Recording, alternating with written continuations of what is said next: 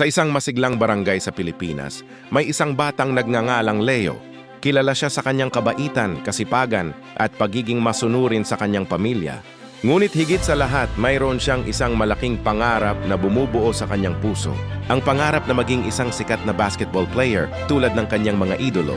Araw-araw pagkatapos ng kanyang mga gawain, makikita si Leo sa basketball court.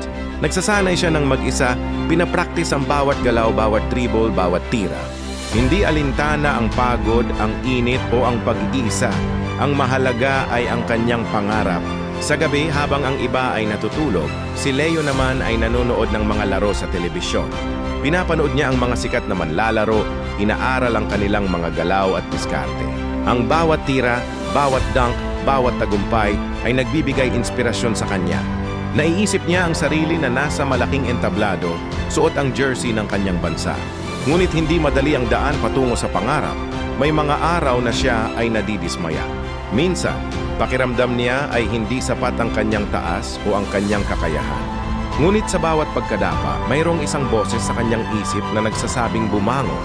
Ang kanyang pamilya, lalo na ang kanyang ina, ay laging nandyan upang sumuporta.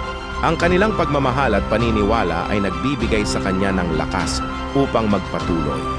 Sa bawat araw na lumilipas, mas nagiging matibay ang kanyang kalooban at kasanayan. Sumali siya sa lokal na koponan ng barangay at doon ay nagsimulang magpakitang gilas. Ang kanyang determinasyon at pagsisikap ay nagbunga ng maliliit na tagumpay. Bawat puntos, bawat panalo ay nagpapatibay sa kanyang paniniwala sa sarili.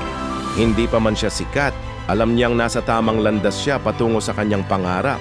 Ang kanyang ngiti ay puno ng pag-asa, ang kanyang mga mata ay puno ng determinasyon. Patuloy siyang nagsasanay, patuloy na nangangarap at patuloy na lumalaban. Dahil alam niya na ang pangarap ay kayang abutin basta't may tiyaga at pananampalataya.